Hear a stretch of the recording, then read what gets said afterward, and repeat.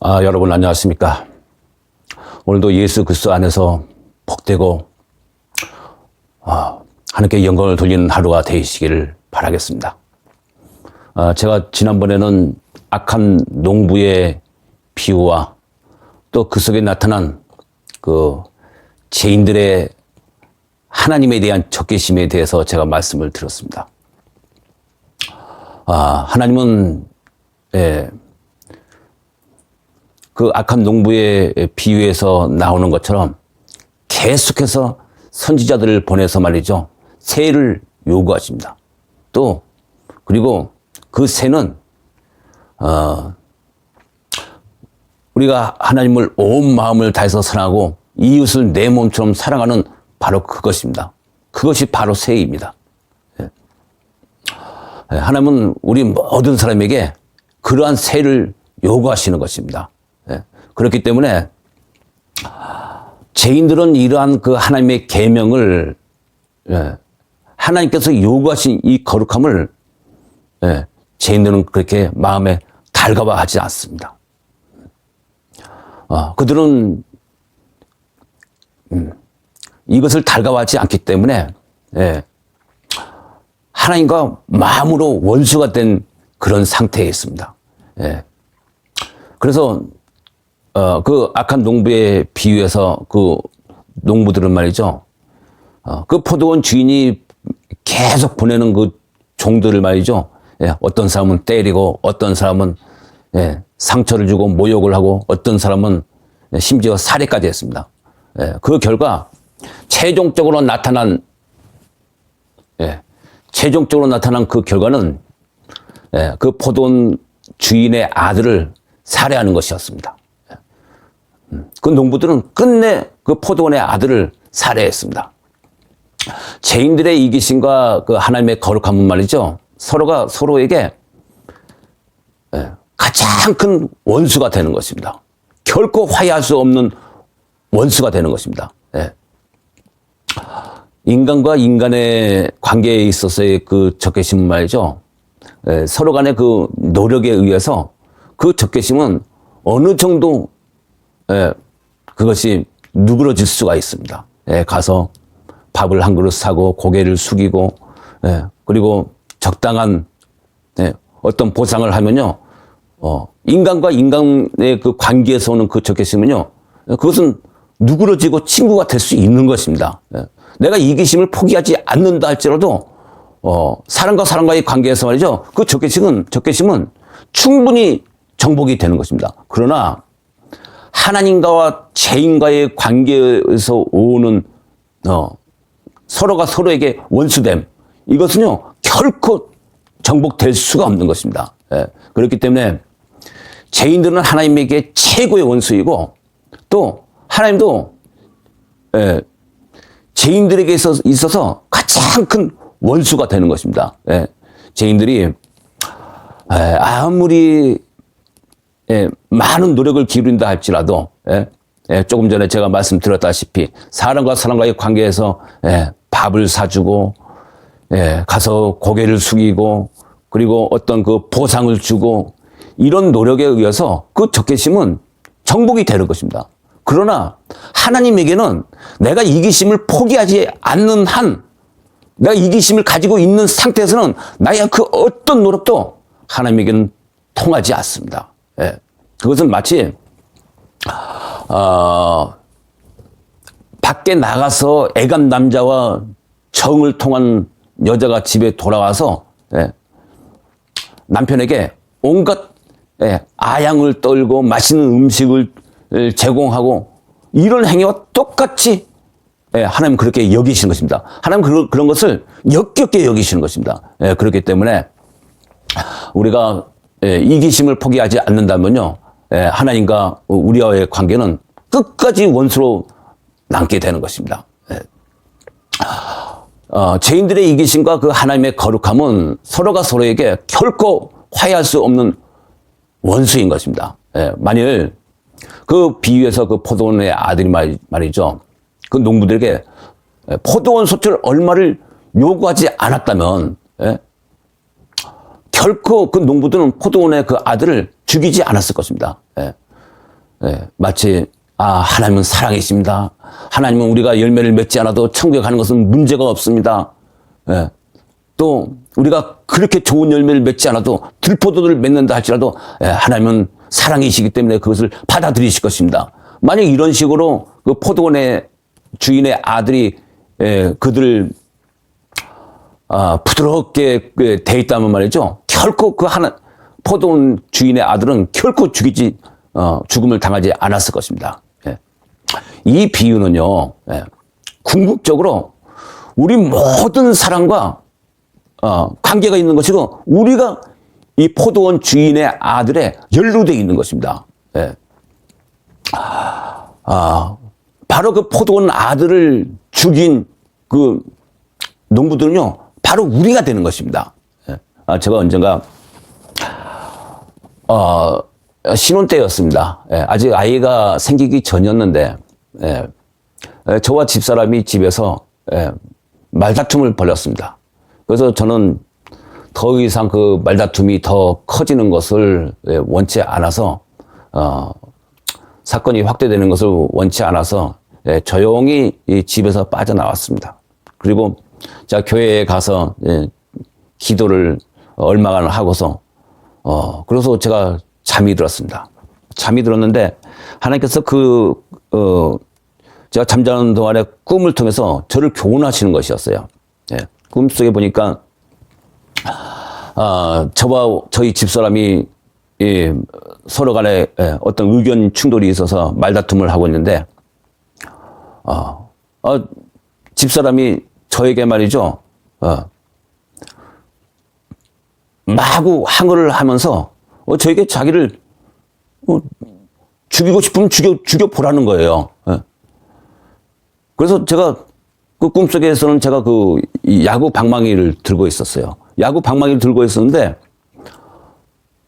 저를 격하게, 그 꿈속에서 저를 격하게 충돌을 하니까는 제가 크게 흥분을 해가지고, 그래 내가 죽이라면 못 죽일 줄 알아?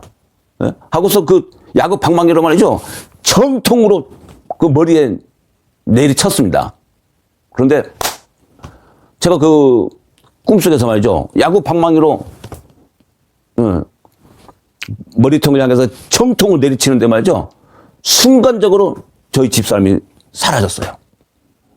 그리고 그 자리에는 말이죠, 예수님이 그 자리에 서 있었습니다. 근데 그 예수님의 모습이 어떤 모습이었냐면요, 10대 후반이나 20대 초반의 젊은 예수님이었습니다. 그래서 제가 그 꿈속에서 제가 느낀 것은 뭐였냐면요, 이 예수님은 성육신 하기 전에 예수님이었습니다. 그 꿈속에서 그 예수님이 말이죠, 체념하신 듯 눈을 내리깔고, 그리고, 제가 내리치는 그 방망이를 결코 피하지 않는 그런 모습으로 서 있었습니다. 그래서 제가, 그 꿈을 통해서 제가, 생각을 한 것은 뭐냐면요, 창세 전에 예수님은 나의 죄에 의해서 타살당하신 예수님이시구나. 그런 것을 제가 느꼈습니다.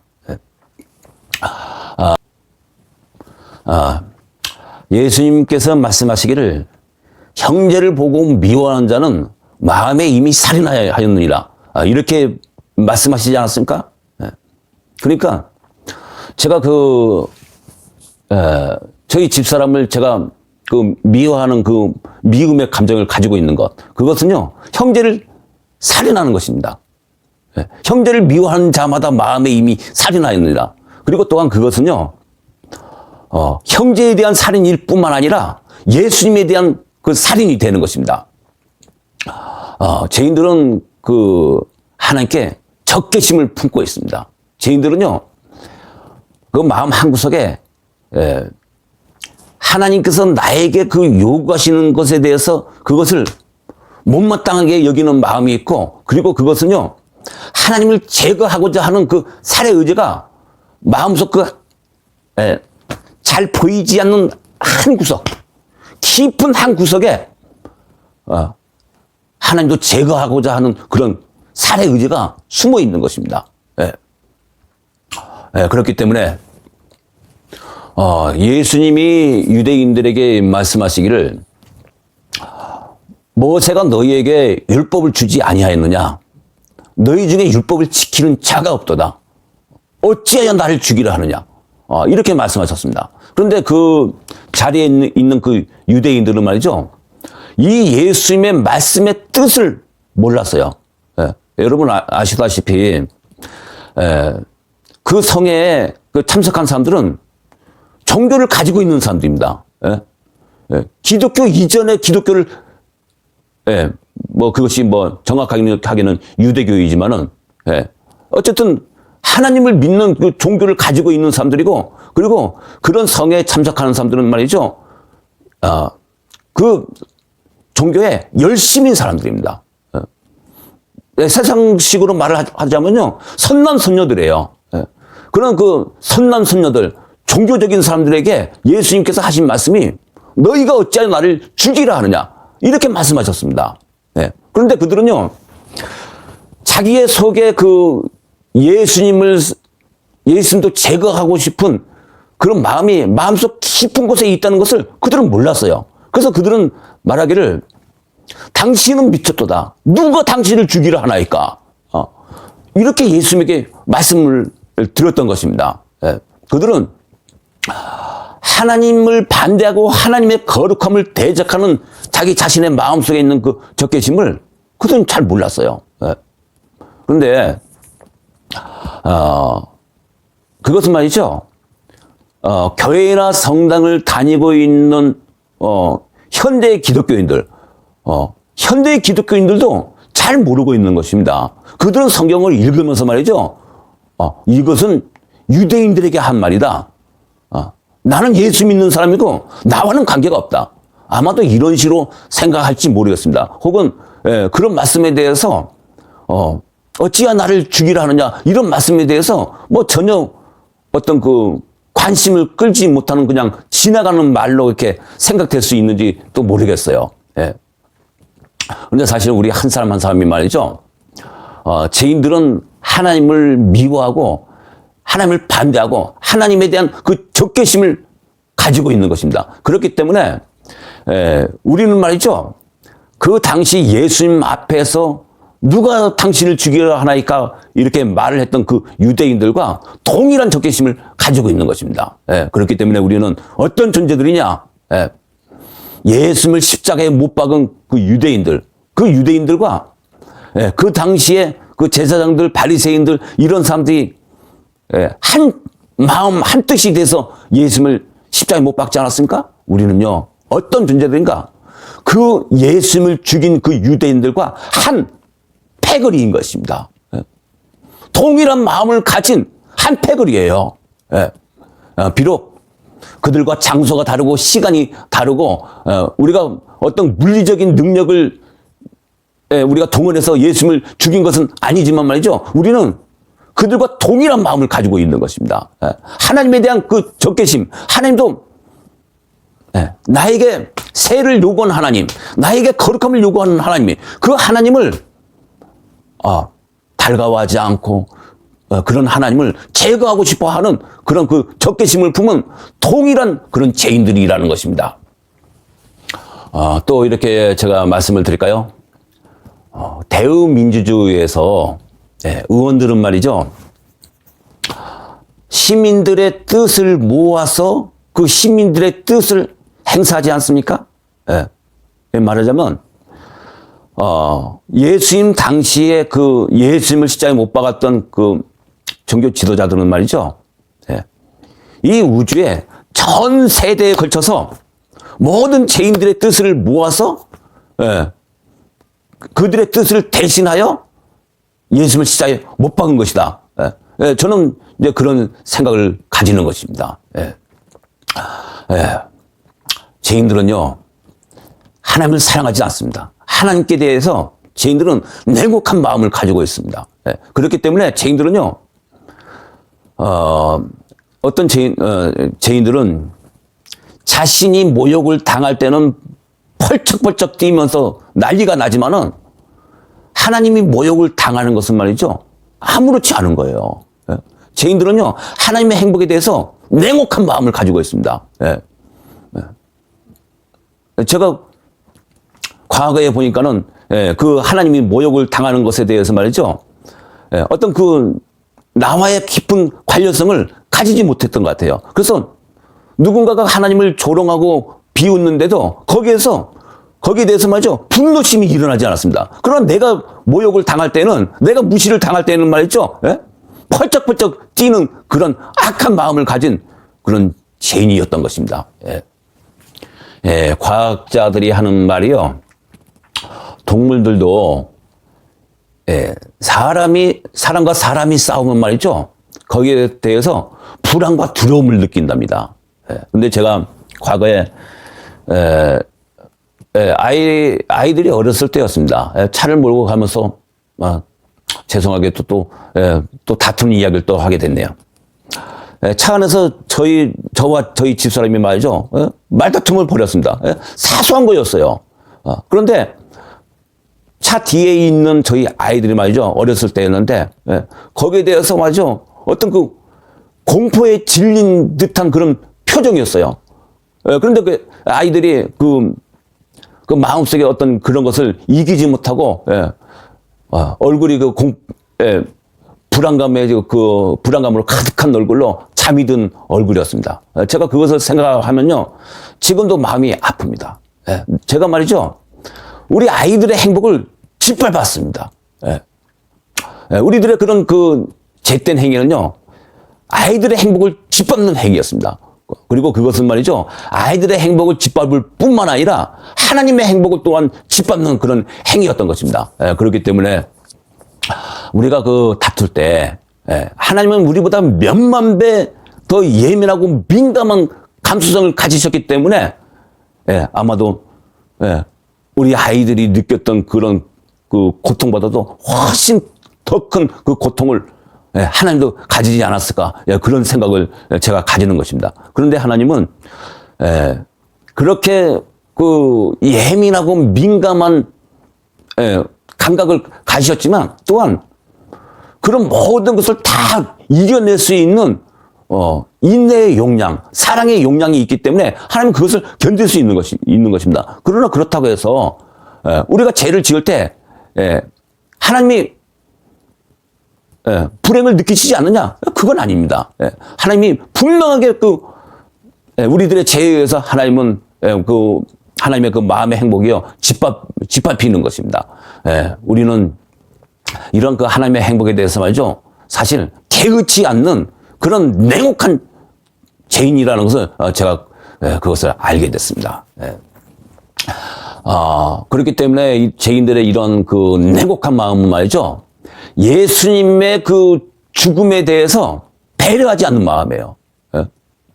내 죄로 인해서 예수님이 죽는다 할지라도 난 그것을 개의치 않겠다. 이런 죄인들은 이런 냉혹한 마음을 가지고 있는 것입니다. 물론 그것은 사람마다 어느 정도 각성이 되어 있느냐에 따라서 그 정도의 차이는 커질 수도 있고 작아질 수도 있고, 그리고 어느 정도 그 각성이 된 죄인들은 말이죠. 상당히 각성이 되어 있다면 그때는 그 예수님의 죽음에 대해서 상당한 그 고통과 슬픔을 가지게 될 것입니다. 내 죄로 인하여 예수님이 저러한 죽음을 당하셨다. 그렇기 때문에 우리는 어떠한 존재들인가? 바로 예수님이 십자가에 못 박이신 그 죽음에 우리는 연루가 되어 있는 죄인들이고, 우리가 직접적으로 예수님을 살해하지 않았다 할지라도 결과적으로 우리의 죄가 예수님을 십자가에 못 박았고, 우리는 그 예수님의 죽음에 대한 원인 제공을 한 그런 죄인들인 것입니다. 그렇기 때문에 예수님이 죽으신 그 죽음에는요, 우리의 책임이 거기에 있는 것입니다. 그러므로 이 영상을 보시는 분들께 제가 말씀드리고 싶은 것은, 우리의 죄는 하나님의 행복에 대해서 전혀 개의치 않는 그런 냉혹한 마음을 가진 것이고, 그것은 예수님의 죽음에 대해서도 개의치 않는 그런 죄가 되는 것입니다. 자, 생각을 해보십시오. 만일 어떤 사람이, 예? 죄를 지으려면요, 그 사람은 먼저 하나님을 무시할 수 있어야 되는 것입니다. 예? 자, 여기, 집에, 시골에서 부모님이 찾아왔다 합시다. 부모님이 찾아왔는데, 부부가 서로 그 말다툼을 하려면 말이죠, 그런 일이 일어나기 위해서는 집에 와 있는 그 부모님의 행복을 먼저 짓밟을 수 있어야 돼요. 예? 집에 와 있는 부모님을 무시할 수 있어야 되는 것입니다. 예? 내가 부모님의 행복을 짓밟지 않으면 말이죠, 부부싸움 할 수가 없는 거예요. 예? 예, 그렇기 때문에 우리들의 모든 죄는요, 하나님의 행복을 짓밟는 죄이고, 그리고 우리들의 모든 죄는요, 예, 하나님의 그 죽음에 대해서, 예수 그리스도의 죽음에 대해서 개의치 않는 그런 태도인 것입니다. 예, 제가 이것을 알게 됐을 때 제가 하나님께 그렇게 고백을 했습니다. 주님, 저는 예수님을 십자가에 못 박은 그 유대인들, 그 당시에 그 종교 지도자들과 저는 똑같은 죄인이고 한 패거리입니다. 예수님의 죽음에 바로 내가 책임이 있는 그런 죄인입니다. 주님, 저를 용서해 주시고 저를 구원해 주십시오. 제가 이렇게 하나님께 고백을 했습니다. 그러므로 시청자 여러분, 우리가 우리의 마음속에 있는 그 하나님의 계명을 무시하고 하나님의 거룩함을 반대하고 하나님을 미워하는 그 적개심이 있고, 그리고 하나님의 죽는다 할지라도 내가 개의치 않고 냉혹하게 내 어떤 탐욕을 행하는 그런 죄에 대해서 그것을 회개하도록 합시다. 내가 그러한 죄인이라고 하나님께 고백하는 저와 여러분들 다 되어지기를 바라겠습니다. 감사합니다. 저의 말을 들어주신 여러분 감사합니다. 우린 다 그러한 죄인입니다. 예수님을 죽인 죄인입니다. 감사합니다.